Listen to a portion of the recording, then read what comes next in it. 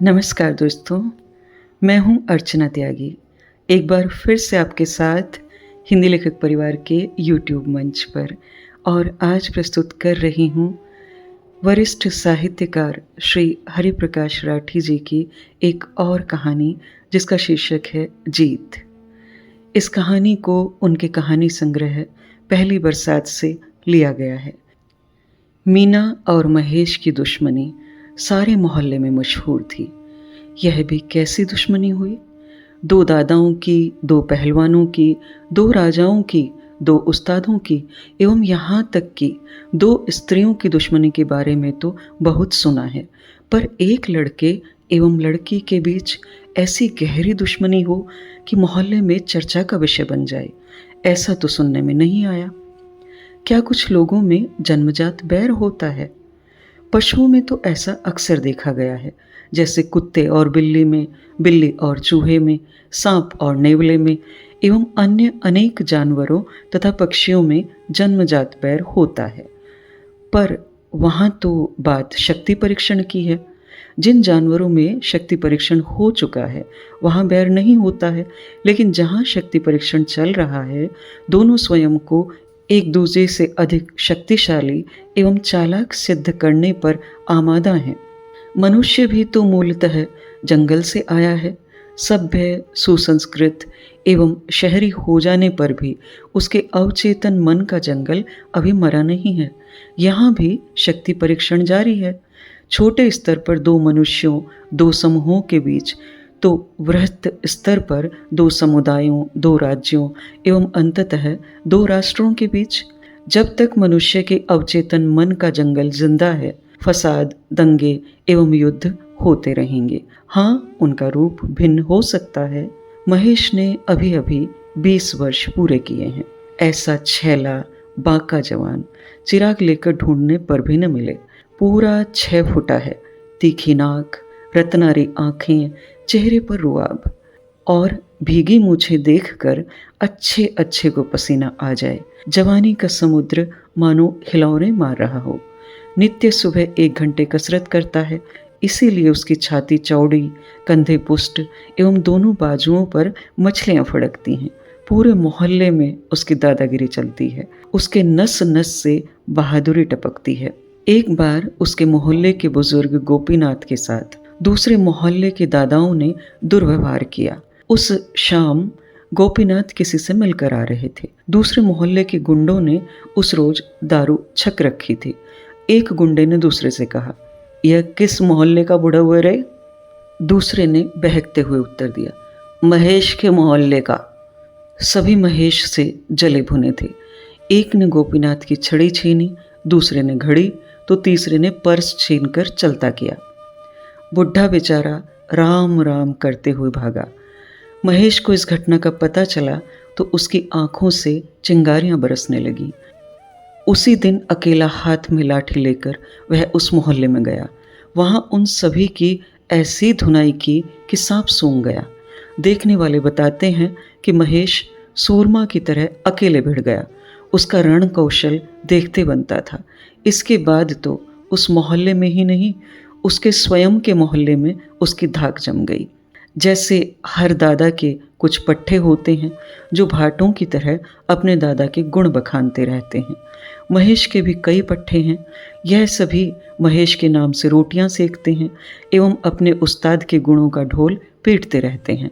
जहाँ भात होता है वहाँ कोए स्वतः आ जाते हैं। वैसे तो महेश सब पट्टों से बतियाता रहता है, पर अपने मन की बात सिर्फ मन्नू को कहता है। सारा मोहल्ला जानता है कि महेश का असली राजदार, हम निवाला, हम प्याला मन्नू ही है। जब भी महेश अकेला होता है वह मन्नू के साथ तालाब के उस पार बियर पीता हुआ मिलता है। दादाओं में कुछ गुण होते हैं तो कुछ अवगुण भी होते हैं। मन्नू महेश के नाम से बियर, अंडे एवं किराने का सामान मुफ्त में लाता रहता है। महेश के माँ बाप दोनों 4 साल पहले गुजर गए थे। पहले बाप गुजरा, 1 माह बाद माँ। मन्नू को महेश पास के गांव से लेकर आया है। कहते हैं उसका भी कोई धनी धोरी नहीं है। दोनों की स्थिति आगे नाथ न पीछे पगहा वाली है। दादागिरी ही रोजी है। दोनों मैदान के किनारे बने 2 कच्चे मकानों में रहते हैं। यह मोहल्ला भी अजीब है। संकरी गलियों से होकर कोनी तक जाते हुए छोटे किंतु पक्के मकान, जिन्हें सभी लोग दिवाली के समय हल्के पीले रंग में पुतवा लेते हैं। सभी गलियां बड़े मैदान में आकर मिलती हैं। मैदान के उत्तर में किराना, कपड़ा एवं अन्य दुकानें हैं। सुबह जब सूरज मोहल्ले पर सुनहरी किरणें बिखेरता है, तब मकानों का हल्का पीला रंग यूं चमक उठता है मानो मकान पत्थरों से न बनकर स्वर्ण शिलाओं से बने हों। शाम सूरज डूबता है तो यही पीला रंग संध्या की लाली में घुलकर लज्जा आरक्त किशोरी के कपोलों की तरह रक्तवर्णी हो जाता है। रात चंद्रमा की शीतल किरणों में यही मकान एवं इनमें चिपके कांच के छोटे छोटे टुकड़े गुदड़ी के लालों की तरह चमक उठते हैं। जैसे जंगल में सभी जानवर शेर से भयभीत होते हैं, पर शेरनी उससे जरा भी भयभीत नहीं होती, उसी प्रकार इसी मोहल्ले की मीना महेश से जरा भी नहीं डरती। पूछते हैं तो कहती है, ऐसे लौंडे 5660 घूमते हैं।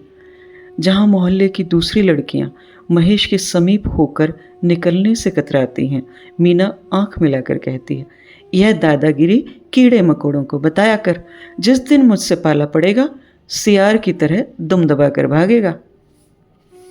इतना ही नहीं, महेश के सामने लंबी काली चोटी घुमाकर इस तरह गले में डालती है मानो कह रही हो, ज्यादा होशियारी दिखाई तो इसी चोटी में बांधकर मोहल्ले के चक्कर लगवाऊंगी। महेश एवं उसके पट्टे अक्सर शाम बनिए की दुकान के बाहर बैठे रहते हैं। मीना भी रोज वहीं किराना एवं रोजमर्रा का सामान खरीदने आती है।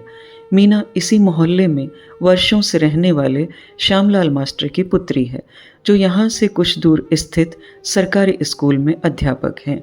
मीना माँ बाप की इकलौती संतान है, शायद इसीलिए नक चढ़ी है। पहली बार मीना ने पैंतरे बताए तो महेश को सांप सूंघ गया। बेचारा करे क्या? औरत को आंख दिखाने अथवा उस पर हाथ उठाने से तो कोई सूरमा नहीं बन जाता। हाँ, मीना के जाने के बाद महेश के पट्ठों ने दादा को आड़े हाथों लिया। उस्ताद धूल चाट ले तो प्यादों की क्या बिसात। रूप में मीना भी कम न थी, वह भी सुंदरता एवं शौर्य का संगम थी। चेहरे पर सूर्य का तेज बसा था। उम्र फकत 18 वर्ष, बिंदास, डरना डिक्शनरी में ही नहीं। लंबा कद, शतरंज की गोटियों जैसी बड़ी बड़ी आंखें, भरे गाल, तीखा नाक, पतले होंठ, उजली बत्ती सी, उन्नत वक्ष एवं अनुपम अंग, मानो हुस्न परी हो। रूप में दर्प का मेल हो जाए तो क्या कहने। सोने में सुगंध। उस पर खास बात यह कि वह जूडो कराटे जानती थी। हाल ही उसे ब्लैक बेल्ट का प्रमाण पत्र भी मिला था। मीना और महेश की किराने की दुकान पर अक्सर तकरार होती। अभी कुछ रोज पहले वह श्याम चाचा की दुकान से चावल खरीद कर जा रही थी कि महेश का एक पट्ठा चीनू बोला, क्या नमक है छोरी में। उस दिन वह हल्के रंग का कुर्ता एवं सलवार पहने अन्य दिनों से अधिक सुंदर लग रही थी। वह अक्सर चोटी बांधती है, पर आज उसके बाल खुले हुए थे, जो सुबह की ठंडी हवा के साथ लहरा रहे थे। आज सुबह ही उसने बाल धोए थे। बालों में पानी की बूंदें अब भी शेष थीं। उसकी लटें कई बार उसके मुंह पर चिपक कर ऐसे लगती मानो सर्प मलय वृक्ष के गोरे तने से लिपटे हों। चीनू की बात सुनकर मीना की भ्रकुटियां तन गई। बिना कुछ बोले उसने पांव से चप्पल उतारी एवं चीनू को दिखाते हुए बोली, सिर पर एक पड़ गई तो बाप की तरह गंजा हो जाएगा। चीनू भय के मारे अपने ही में सिमट गया। उसने कातर आंखों से महेश की ओर देखा। अपने पट्ठे को हौसला देता हुआ महेश बोला, इसे क्या डराती है, मुझ पर उठाकर देख। तू कौन सा 30 मारखा है, जिस दिन तू बदतमीजी करेगा तेरा भी यही हाल होगा। कहते कहते उसने महेश की ओर ऐसे देखा जैसे भूखी बाघिन अपने शिकार को देखती है। महेश कुछ कहता उसके पहले ही वह नागिन की तरह फुफकारते हुए सर्र से निकल गई। रात बियर पिलाकर पट्ठों ने महेश को उकसाया, दादा इस तरह तो मोहल्ले में नाक कट जाएगी, तुम मोर्चा संभाल लो, नहीं तो मुश्किल हो जाएगी। दूसरे दिन मीना श्याम चाचा के यहाँ से साबुन, तेल इत्यादि लेकर जा रही थी कि मन्नू ने उसे छेड़ा। क्या बाकी चाल है, छोरी बहुत कटीली है। मन्नू ने मानो युद्ध के नगाड़े पर पहली चोट दी। मीना ने सुना एवं मुड़कर श्याम चाचा से बोली, ये भूतनी के हर समय यहाँ क्यों बैठे रहते हैं? बिना वजह मोहल्ले की बहू बेटियों की फजीयत करते हैं। इन्हें दफा क्यों नहीं करते हो? इनके बाप की दुकान है क्या? श्याम चाचा भला क्या कहते। तभी महेश ऐसे उठा मानो प्रलय जगा हो। मीना के पास जाकर आंखें तरेर कर बोला, छोकरी जरा होश में बात कर। बातें तो ऐसे करती है जैसे तुमसे बड़ा सूरमा न हो। पहले अपने गुर्गे को समझा। कभी मेरे हत्थे चढ़ गया तो कचूमर निकाल दूंगी। मीना की आंखें लाल होने लगी थी। जिस दिन मन्नू का कचूमर निकालेगी तो बच जाएगी क्या? यहाँ आकर किराना खरीदना भुला दूंगा। मैंने क्या घास खो दी है? महेश बाजू पर बांह चढ़ाते हुए बोला, किसको आंखें दिखाता है? तू क्या समझता है? लड़की हूं तो डर जाऊंगी? मुझे खांड नहीं समझ लेना कि मुंह में डालते ही गल जाऊं। तुझे पहलवानी आती है तो मैं भी कराटे जानती हूँ। ब्लैक बेल्ट है मेरे पास। और इतना ही सूरमा बनता है तो कल रविवार की सुबह 10 बजे इसी चौक में आ जाना। कल तय हो जाएगा कि तेरी पहलवानी में दम है कि मेरे कराटे में। मीना एक सांस में सब उगल गई। पल भर को मानो समय ठहर गया। सभी पट्टे चित्र लिखे से देखते रह गए। धूप तेज होने लगी थी। मोहल्ले के अन्य लोगों के साथ सूर्य भी आंखें फाड़े इस तमाशे को देख रहा था। मीना की चुनौती स्वीकार करते हुए महेश बोला, अब तक औरत जात समझकर चुप था। इतना ही घमंड है एवं अपने बाप की असली औलाद है तो कल यहाँ जरूर आना। हाँ, हाथ टांग टूट जाए तो उसकी जिम्मेवारी तेरी होगी, मेरी नहीं। इसका फैसला कल 10 बजे होगा। कहते कहते मीना फर्राटे से निकल गई। मोहल्ले में अब तक अच्छी भीड़ जमा हो गई थी। कुछ देर बाद भीड़ बिखरी तो महेश अपने कमरे में चला आया। कल का युद्ध महेश के लिए जीवन मरण का प्रश्न था। वह अच्छी तरह जानता था कि अगर वह जीत गया तो यह कोई खास उपलब्धि नहीं होगी। सब यही कहेंगे, औरत जात को हराकर महेश ने कौन सा तीर मार लिया। पर कदाचित उसका कराटे कौशल चल गया तो महेश फिर हारेगा नहीं, मर जाएगा। सोचते सोचते महेश ने पहलवानी के उन सारे पैंतरों को याद किया एवं अंततः 1-2 जानलेवा पैंतरों को याद कर आश्वस्त हो गया कि छोकरी की हार निश्चित है।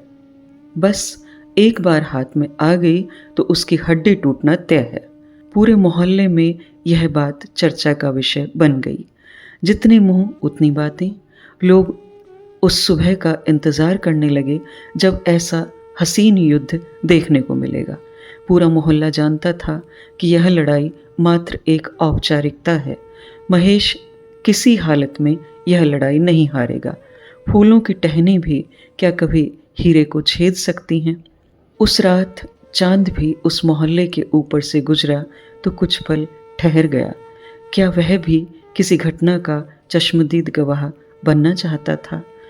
दूसरे दिन सूरज तेजी से ऊपर ऐसे आया मानो उसे भी यह लड़ाई देखनी थी।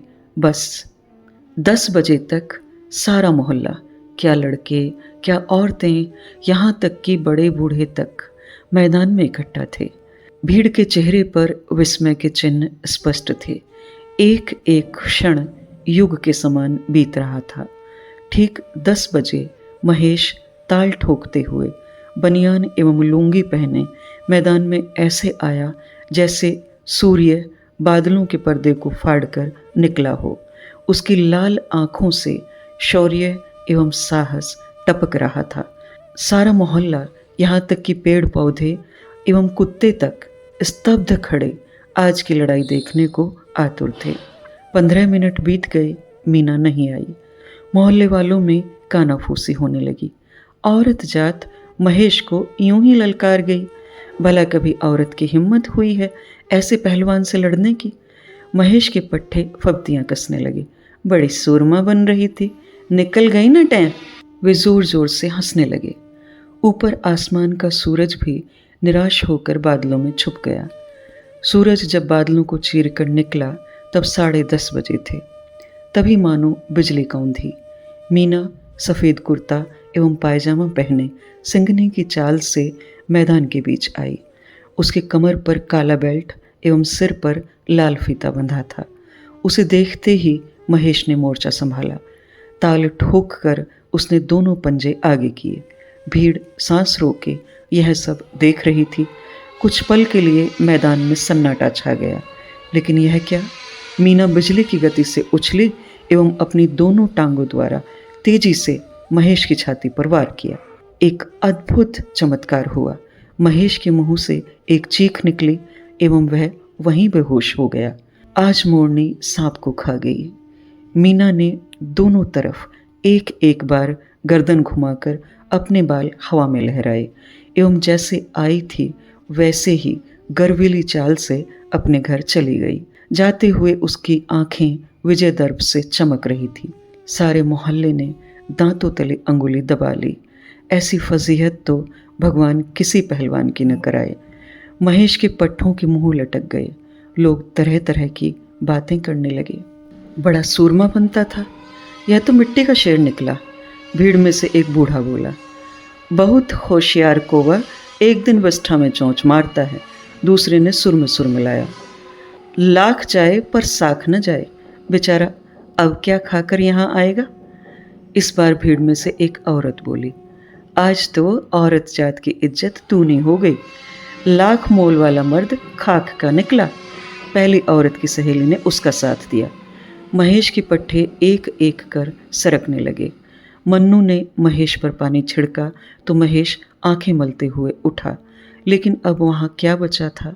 महेश की जमकर थू थू हुई। वह चुपचाप उठा एवं आंख नीची कर अपने कमरे में चला गया। रात महेश के साथ बियर पीते हुए मन्नू ने पूछा, दादा आज क्या हो गया था आपको? अब तो मोहल्ले में मुंह दिखाने लायक नहीं रहे। उसने तो आपको पलटवार तक का मौका नहीं दिया। महेश चुपचाप बैठा रहा। मन्नू ने फिर बात छेड़ी तो उसके कंधे पर हाथ रखकर बोला, क्या बताऊं मन्नू, मेरे पास इसके अलावा कोई चारा नहीं था। क्यों, ऐसी क्या बात हो गई? तू चाहता तो उसकी टांग पकड़कर चारों खाने चित कर सकता था। तू ठीक कहता है मन्नू, लेकिन बीती रात एक अजीब हादसा हो गया। कल रात मैं सो रहा था तो आधी रात के कुछ देर बाद किसी ने मेरा कुंडा खटखटाया। मैंने उठकर दरवाज़ा खोला तो देखकर हैरान हो गया। मीना मेरे दरवाजे पर खड़ी थी, सफ़ेद कुर्ता एवं सलवार पहने और कंधे पर लाल चुनरी डाले। वह ऐसे लग रही थी मानो चांद शर्मा कर लाल हो गया हो। उसके माथे पर आई पसीने की बूंदें कमल के पत्ते पर ठहरी ओस की बूंदों की तरह लग रही थी। उसके रूप में चांद बसा था। आंखों में सितारों की चमक थी। मैं स्तंभित रह गया। मैं कुछ कहता उसके पहले वह कमरे में अंदर आ गई एवं दरवाज़ा बंद कर कुंडा लगा दिया। कुंडा लगाकर वह बेखौफ शेरनी की तरह मेरे पास आई और अपनी दोनों बाहें मेरे गले में डाल दी। मेरी आंखों से आंखें मिलाकर बोली, जीवन में पहली बार कोई मर्द मिला है। सच पूछो तो तुम वह पुरुष हो जिसके जन्मों से मुझे तलाश थी। अब मेरी तलाश पूरी हुई।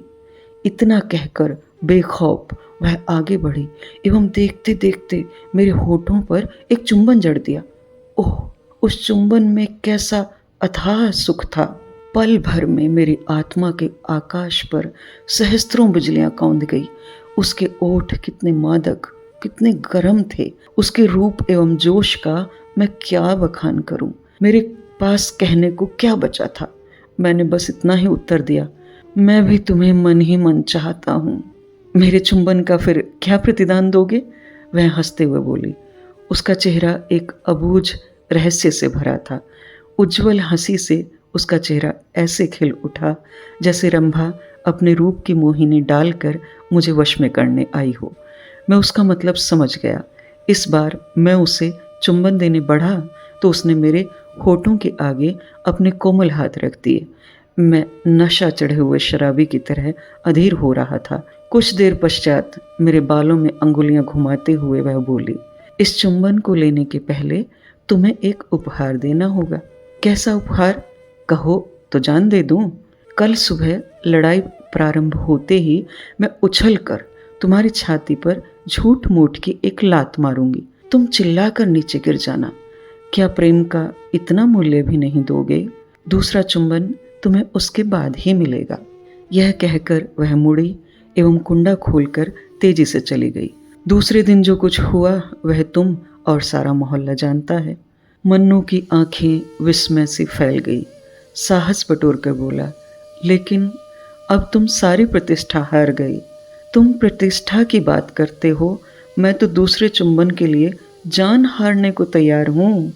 मन्नू ने सिर पीट लिया। ऊपर चांद भी एक विस्मय भरी मुस्कुराहट के साथ आधा आसमान पार कर चुका था। पिछली रात इसी घटना का तो वह चश्मदीद गवाह बना था। यह थी प्रतिष्ठित साहित्यकार श्री हरि प्रकाश राठी द्वारा लिखित एक कहानी जीत, जिसे उनके कथा संग्रह पहली बरसात से लिया गया है। मैं आशा करती हूँ मेरी आवाज़ में यह कहानी आपको अवश्य पसंद आई होगी। कहानी को लाइक करें, कमेंट करें और अन्य साहित्य प्रेमियों के साथ साझा भी अवश्य करें। ऐसी ही और कहानियाँ सुनते रहने के लिए चैनल को सब्सक्राइब करें। मैं अर्चना त्यागी अब आपसे विदा लेती हूँ। फिर मिलते हैं एक और कहानी के साथ बेहतरीन कहानियों के सफ़र में। धन्यवाद। अगर आपको रचना पसंद आती है तो लाइक और कमेंट्स ज़रूर करें और शेयर कीजिए।